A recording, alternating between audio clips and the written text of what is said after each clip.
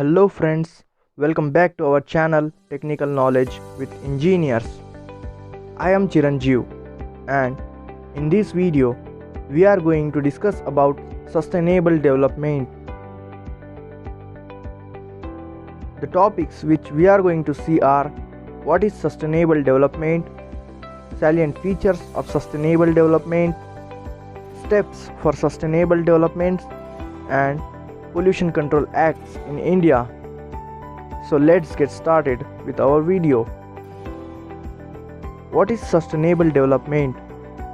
Development that meets the need of present without compromising the ability of future generation to meet their needs is termed as sustainable development. In simple words, economic development that is conducted without depletion of natural resources.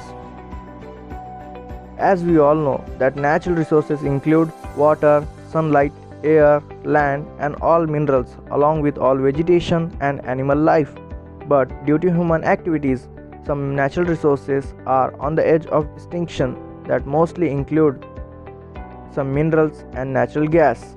In fact, it is estimated that the coal will last just 200 years more and it takes some millions of years to form. So to stop such kind of activities and conserve natural resources for future generation, humans have formed a method of development known as sustainable development. Sustainable development is a way of organizing society so that it can exist in the long term. Now we will see salient features of sustainable development. There are total 8 features for sustainable development. We will discuss them one by one. First is environmental protection. The environmental protection is aimed at maintaining and recovering whenever necessary a healthy natural environment.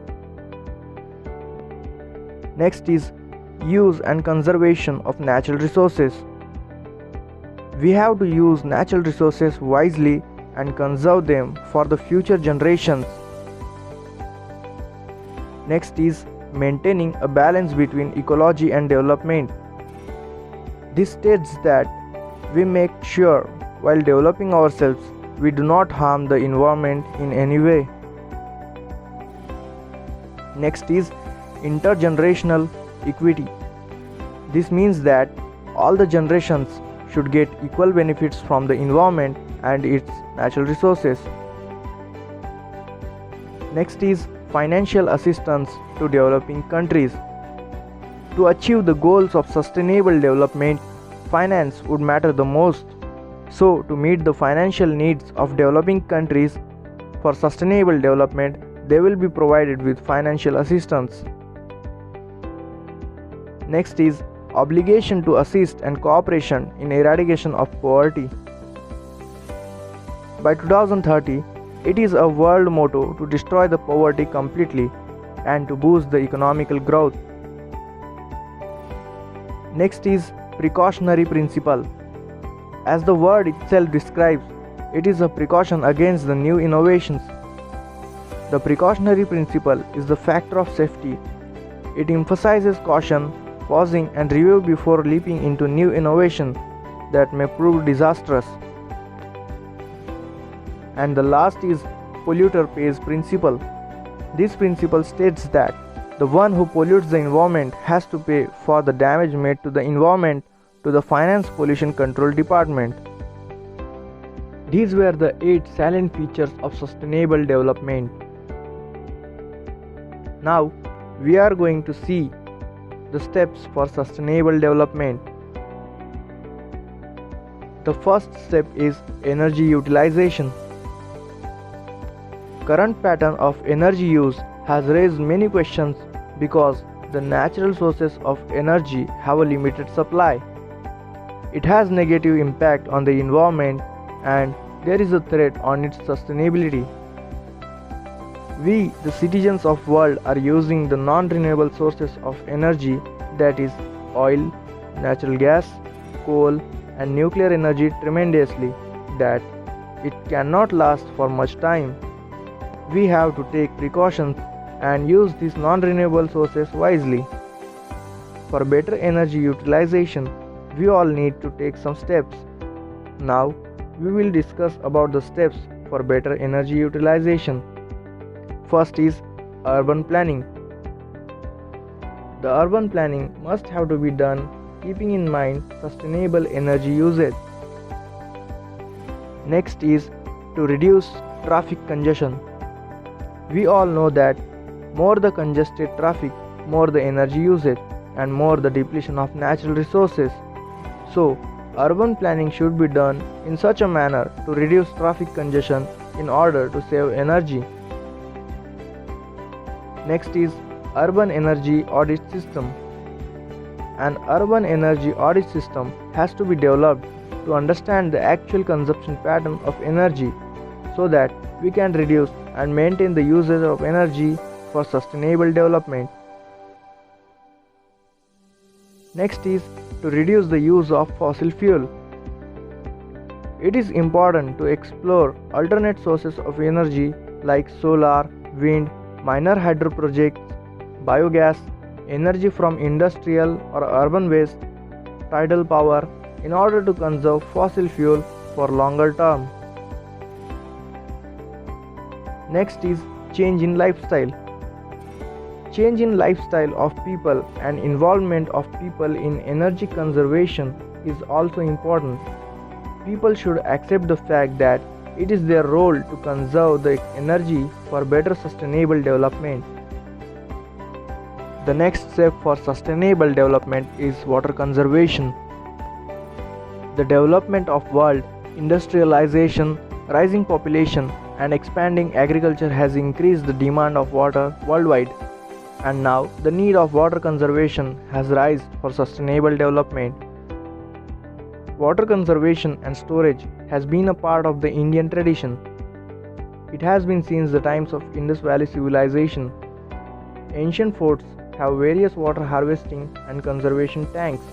However, industrialization, rising population and expanding agriculture has increased the demand of water, and now the question of water conservation has arisen again for sustainable development.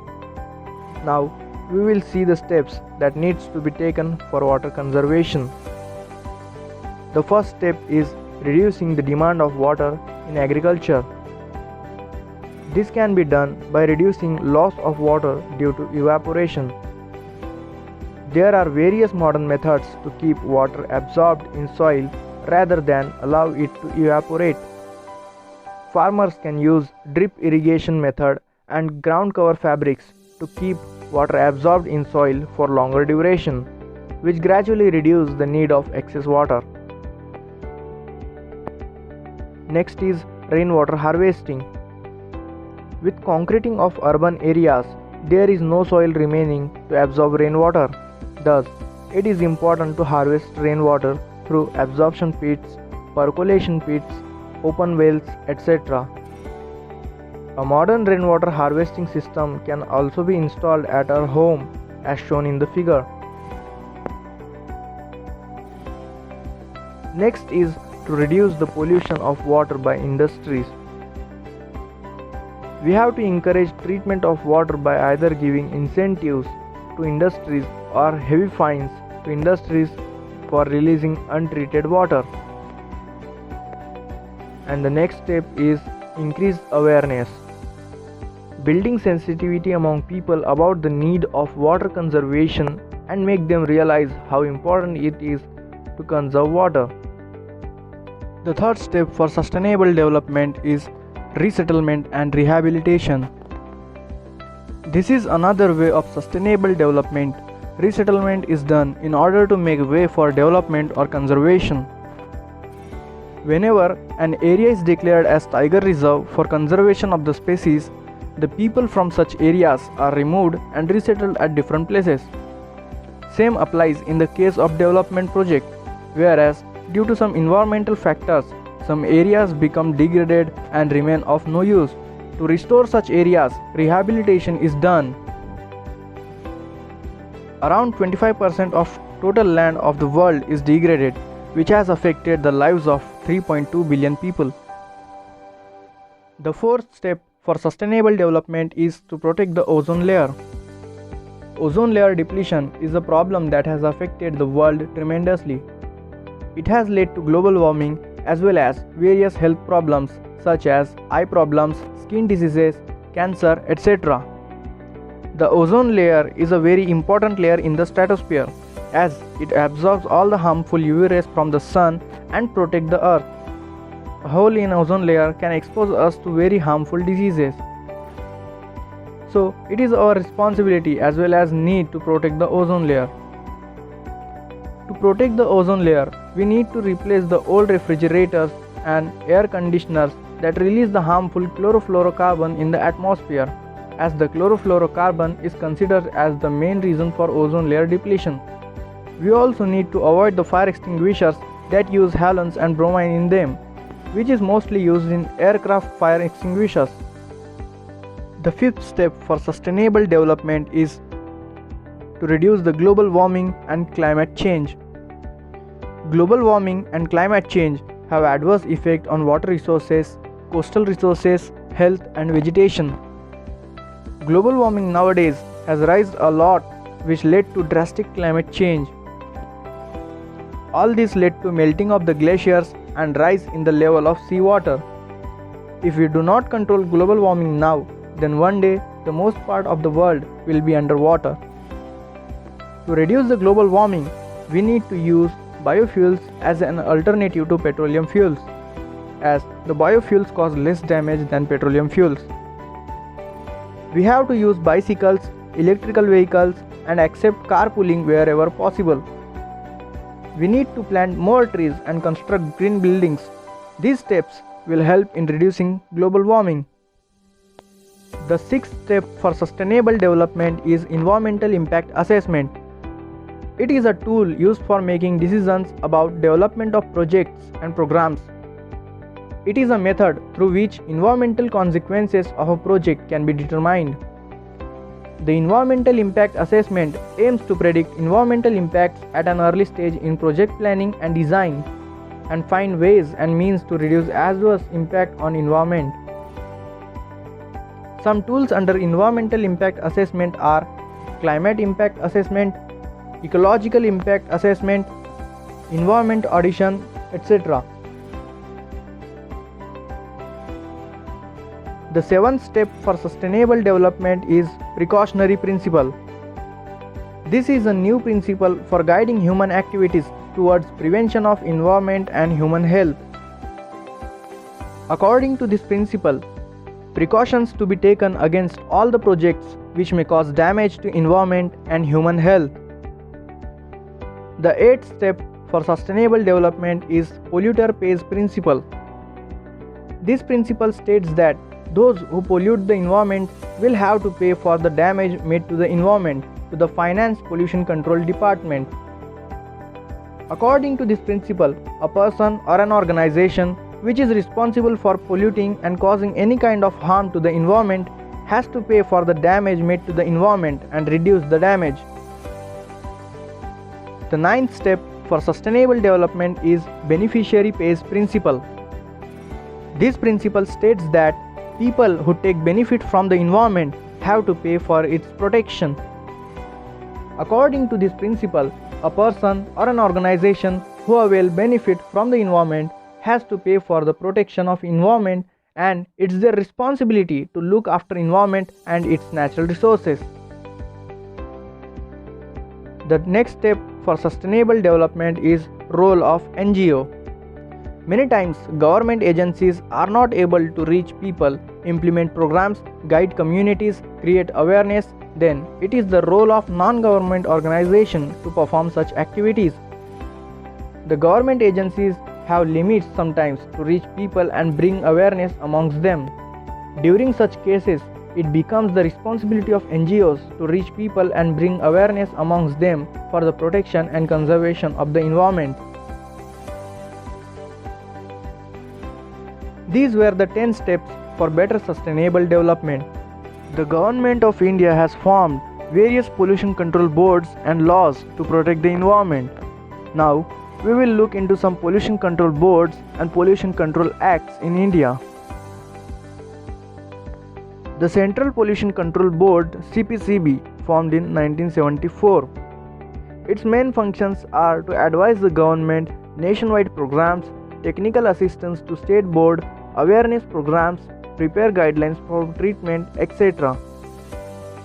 The Central Pollution Control Board is responsible to control and prevent pollution nationwide. Its main task is to collect information regarding pollution all over the country and take necessary actions against it. The Water Conservation Act 1974. The Act provides for maintenance and restoration of quality of all types of surface and groundwater. The Act prohibits disposal of any poisonous, noxious, or polluting matter to the flow of water in a stream. The Air Prevention and Control of Pollution Act 1981. This act was amended on 29 March 1981 to prevent and control air pollution and take necessary actions against it. This was the first attempt by the Government of India to combat air pollution. The Environment Protection Act 1986. The Environment Protection Act came into existence after the Bhopal gas tragedy. It incorporates all elements of the environment, that is, air, land, water. The Act has also set up effluents and emission standards for industries. The Environment Protection Act authorizes the central government to protect and improve environmental quality, control and reduce pollution from all sources, and prohibit or restrict the setting and operation of any industry on environmental grounds. The Wildlife Protection Act 1972. This act was formed in 1972 and was further amended in 1993 and 2003. Its main idea is to protect wild animals and use various methods like establishment of protected areas and zoos to protect animals. The provisions of the Wildlife Protection Acts are: first, prohibiting hunting. The act prohibits hunting of any wild animal. Killing certain animals that cause threat to human life or those spreading diseases should not be killed without the consent of the chief wildlife warden. Second, prohibiting cutting of plants. It prohibits picking, uprooting and damaging specific plants. However, with the permission of the chief wildlife warden, plants can be picked up for purpose of education and research. Next is sanctuaries, national parks and closed areas. The government can declare a particular area closed for humans if they decide to declare it a tiger reserve, a wildlife sanctuary, a national park, etc. Establishment of zoos. A central zoo authority has been set up for the prevention of animals that are getting close to extinction. Next is punishment and penalties. Hunting animals can lead to imprisonment up to 6 years. Trading of animals can lead to imprisonment up to 7 years. This was all about sustainable development. If you like this video, please do like and share this video and subscribe to our channel.